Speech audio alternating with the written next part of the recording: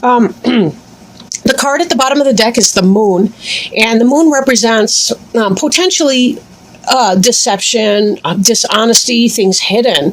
But it could also be a phase, right? It could represent lunar phases, cycles of 27 to 28 days, and some kind of a time frame or timeline.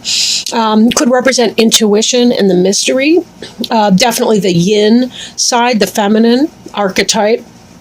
That balance between yin and yang, the feminine energy in that. So we will refer back most likely to the moon card as we continue to go through the reading, but I kind of want to jump in here. I'm slightly curious. The Lovers card is just that. It's the card representing the lovers. Possibly Gemini, because it's got that sort of twin duality theme going on. But this is very much a card representing the yin-yang energy, the balance between the balance or polarity between the divine masculine and divine feminine. For some of you, this can indicate soulmates, twin flames, lovers. For others of you, this could be a head and heart decision that you need to be making, right? Now, I do feel, looking at the other cards, that this has more to do with a relationship. So if you've recently gotten into a relationship, this could be a soulmate or a really, really great partnership for you. And then I think back to that Sagittarius reading, and I think, man, if you're in Aquarius with a Sag, wow, right now, right? Now, crossing you is the Fool energy. And the Fool, for some, they think, well, it's about foolishness. But for a lot, it has more to do with, at least on the spiritual journey, it has to do with taking that blind leap of faith, right? Setting down your baggage, right? Putting your baggage behind you and going ahead, spreading your wings and taking off on this brand new adventure, leaping forward with faith and trust that there will be something there to catch you. And very definitely the butterfly is a metamorphosis symbol, right? Change, growth, moving from an uglier phase of life into a more positive, developed phase. So in terms of love, this is really about trusting, in that partner of yours, trusting that this relationship is good for you and positive. Now, crowning you is Blasted Oak. And I think for some of you, because of this position, this is what may come to pass or what's kind of on your mind really in that moment, the Blasted Oak. And that has to do with things that we build with our ego that are not based in I want to say reality, but ego trip is reality too. I'm sorry to say it. But I think sometimes we build things that are more monuments to what we desire to have, and it may not be in our best interest. For example, we see somebody that we like, and we say, well, I wish that, so-and-so would fall in love with me. Do you really? Would it be better to pray for a positive mate for yourself and not name names, but allow the universe to find a great match for you, because you may not know enough information about that person to really to know whether or not that would actually be a good idea for you. So Blasted Oak has to do with that. We kind of get our ego behind something. We care less about everyone's happiness and more about winning. We care about nurturing our ego. We put false pride into things. So this is still in a mental space. It may not come to pass. It could just be a mental position that you may be occupying. Now, as an Aquarian, you're an air sign very much so. We just kind of want to be, super duper careful with that. Now, the Tower is associated with Mars, the planet Mars, and Aries. Potentially. So just so you're aware of that, it could possibly be an Aries that you have your mind on, but not necessarily, right? Not necessarily. At any rate, beneath you, we see the Three of Wands, which is fulfillment. Three of Wands is about healing for some of you who have been in that type of a health situation. It's been improving, it seems. This is somebody who's waiting for their ships to come in. They are out there. They are loaded up with inventory, what have you. But this is about manifesting. This is about taking your passion and manifesting it in the material world. And you are waiting for those ships to come in, and you have experienced a great deal of growth along this process. Taken with the Lovers, the Fool card, and so forth, this really does seem to me that there's a lot of healing that can be had in your relationship with one another. And we see the snakes up the pole, which is a symbol of healing. We see it in the medical profession quite frequently. We also see that we have something like a maypole up here, again with the winding up a pole that is similar to the I want to say caduceus, I don't know if I'm saying that right, that we see in the healing arts. There is healing to be had in our sexual relationships with our divine partner or divinely provided partner. So that's definitely a part of that. I'm thinking Sexual Healing by Marvin Gaye, but you get what I mean, right? We're hopefully adults here. In the past, if you're not, you're probably mature anyway for your age. So, but anyhow, we have here the Two of Cups attraction. This is soulmate energy right here. The Two of Cups is divinely inspired. We have we have a couple beasts right here that are intriguing nonetheless, but we do have spiritual divine support helping us in manifesting this relationship. And these for sure. Now, this reading goes from right to left and not the other way around. So this is how it all begins. But look at the mirror that they are for each other, the heart in the middle. We have these two figures that are facing, that have their hands placed like that. It's a hand fasting, right? Which is an ancient ceremony of marriage. Typically, a hand fasting lasted approximately 9 years, and then the couple had the opportunity to renew if they chose to do that. This deck is, from a pre-Celtic tradition, a shamanic tradition. And we see here this knowing. This is like an eye image here. We see stars, we see hope and guidance, right? We see a flame here between these two cups. We see the flame here in the feminine, the divine feminine aspect. So this is very much a powerful thing. If you've had that attraction to that person, this is about developing that attraction and finding the balance between the polarity of the two of you. And taking that blind leap of faith in that relationship. So good for you. Now, that having been said, just a spoiler alert here. So before us, we have the Eight of Arrows, which is the struggle card, right? And we saw this blasted oak energy up here that we don't know if that'll come to pass. That could be mental energy. The Eight of Arrows is definitely mental energy. The Eight of Arrows is anxiety, struggle, difficulty, but less from internal and more from personal, internal energy. You're worrying, right? Sometimes Aquarians can get to the place where they're worrying if they don't check that, right? They think they think too much about certain things, and it can make them uncomfortable, right? These signs here taken together tell me that it is right to do the leap of faith, that this is a real soulmate relationship, that this is provided for you in a super positive way.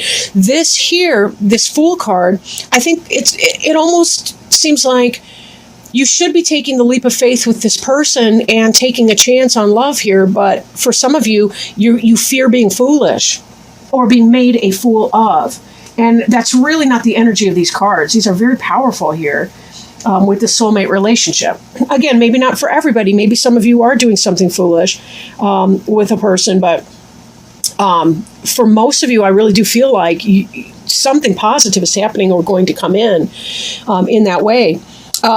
This card here is about rebirth, right? This is about letting go. This is about discovery. This is about fun and joy, letting go of your past that has hurt you before, and being able to celebrate your present and your present moment with your new lover, right? Who's also your soulmate and your friend and your companion and your helpmate, and being able to let go of the past. These are old bones in here. What can we do with old bones? Well, you know what? Let's make a bitch and stew, right? Let's eat some stew. And we look at all of this here, and it's like, we have abundance and then some. Now, Sheila Nagig has to do with the birth, rebirth, life and death. This symbol here is about the transition from birth or from the womb into life, being born into new life. And that's highly symbolic here. And it's that kind of an idea. This relationship for many of you can be a rebirth of sorts. As you are born again into this is what it's really like to be with somebody who's trustworthy and safe, who's not doing things and being some kind of way behind my back and all the rest of it, right? So there's that. That card represents you. Now, this is your environment card here, all right? The Wheel of Fortune. This has to do with destiny taking a hand and karma bringing you and your mate together. Even as we see these two here, and she's the divine feminine, the lunar, and he's the masculine, the solar. We see the moon and the sun balanced in this robe right here, right? We see again this element here of the deer, the horned animal, which we see right here in these partners. So we see this energy all over this reading here. Very super positive. This is about the divine has brought you what you wanted, for many of you, this divine mate. And it had to happen in divine timing, right? Divine timing. Now, this is in the hopes and fears. This hopes and fears. Now, this originally started to come out upside down. I don't really read reversals in here, but sometimes things will kind of shout out. And this seems to me like that passion, that energy, that attraction that you have now, there's almost a fear that's going to fade away and that they're going to be cheating and that you're going to be going through some hardship here with that. And I think there's some kind of mistrust, but I think it's intellectual. I really do think it's more about your fear of letting go. Sometimes people believe that, if they worry enough about something, they can take control over the uncontrollable. If someone's going to cheat and be nasty to you, there's nothing you can really do but walk away from the situation. You can't control whether they're going to be nice or nasty to you. Your final outcome card is the Three of Arrows, which is jealousy. And remember, jealousy is an internal state. I'm not reading evidence here of any sneakery. None of these cards indicate sneaky. I think in part you're experiencing some kind of fear about that.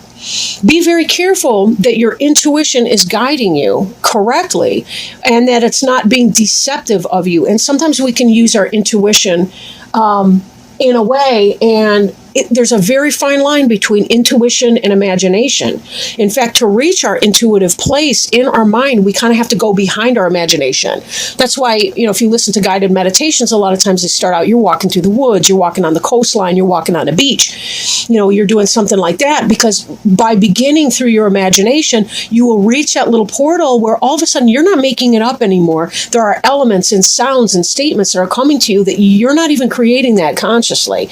And so be very careful here that you're not creating through your imagination some kind of nightmare scenario that doesn't have to exist. This here is mental energy, the struggle, the blasted oak even being in the crowning you situation. This is what you're fearing. You're fearing letting go and trusting in this person that's come into your life. But we see from these other cards, no joke, this is not some trifling person, right? This is not some King of Swords or King of Wands in reverse person. These are soulmate cards. Two of Cups is soulmate. Lover's card is soulmate, right? The Fool is that divine leap of faith as we trust. Allow yourself to trust in this process. Believe me, if they're not good for you, if they're cheating around and doing all kinds of things like that, the evidence will get there. But don't put your anxiety ahead of the evidence.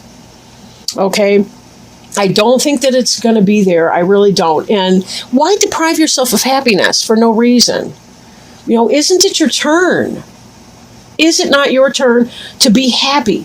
You have the opportunity at rebirth, at really knowing what those love songs are all about, at really knowing what it feels like to be cherished and respected. Note that in these, although they don't look exactly identical to one another, they're approximately the equal size, and they're looking at each other in the eyes, and their hands are matching.